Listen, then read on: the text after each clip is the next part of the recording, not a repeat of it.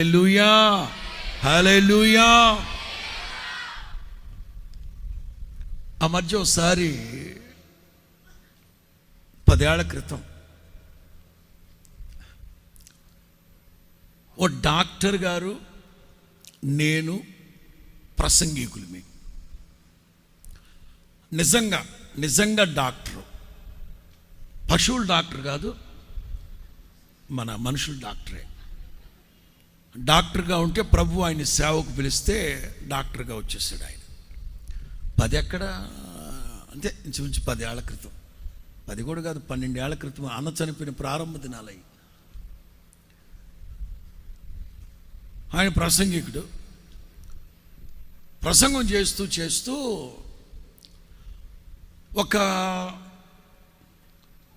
25-30 రోగాల పేర్లు చెప్పాడు. స్వస్థత గురించి మాట్లాడబోతూ 25-30 రోగాలు కంటో పాఠంగా చెప్పాడు.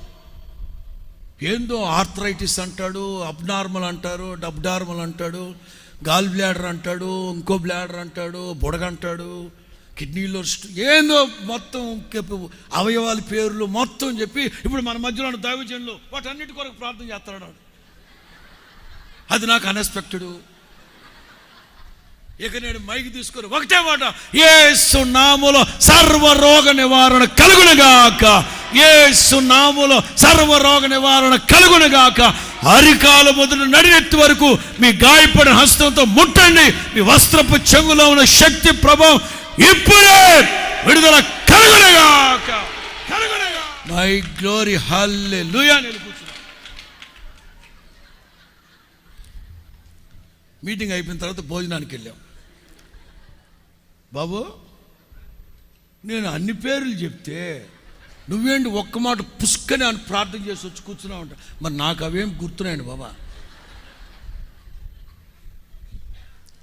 కొన్ని సందర్భాల్లో ప్రార్థన చేసుకోవద్దని కాదు నేను అనేది, ప్రభువా నా గుండె మంచి ఆరోగ్యం దయచేయండి, నా కిడ్నీల్లో రాళ్ళు లేకుండా శుభ్రం చేయండి, నా రక్తంలో ఇన్ఫెక్షన్ అంటున్నారు, చేయండి.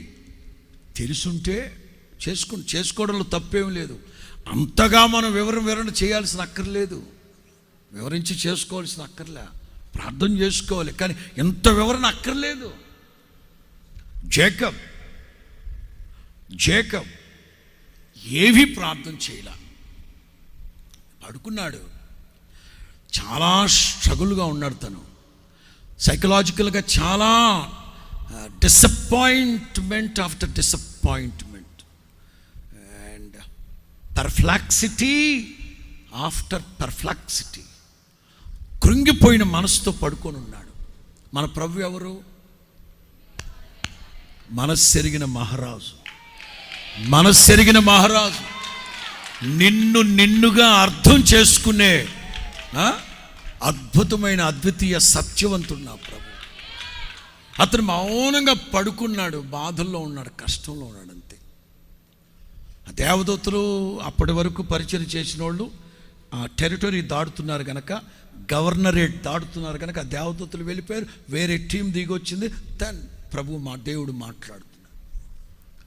ప్రియులారా, మన దేవుడు 127వ కీర్తన తెలిసిన వాక్యమే, బట్ లెట్ మీ రిపీట్. 3వ వాక్యమా?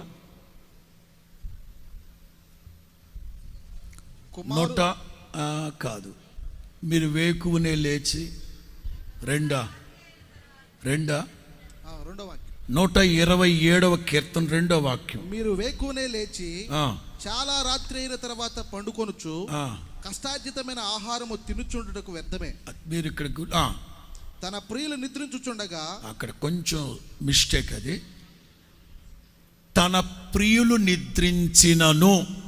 తెలుగు బైబిల్లో రాసుకోవాలి. మీరు చెప్పినవి చెప్పినట్లుగా రాసేసుకుంటే భవిష్యత్తులో మీకు గుర్తుంటాయి.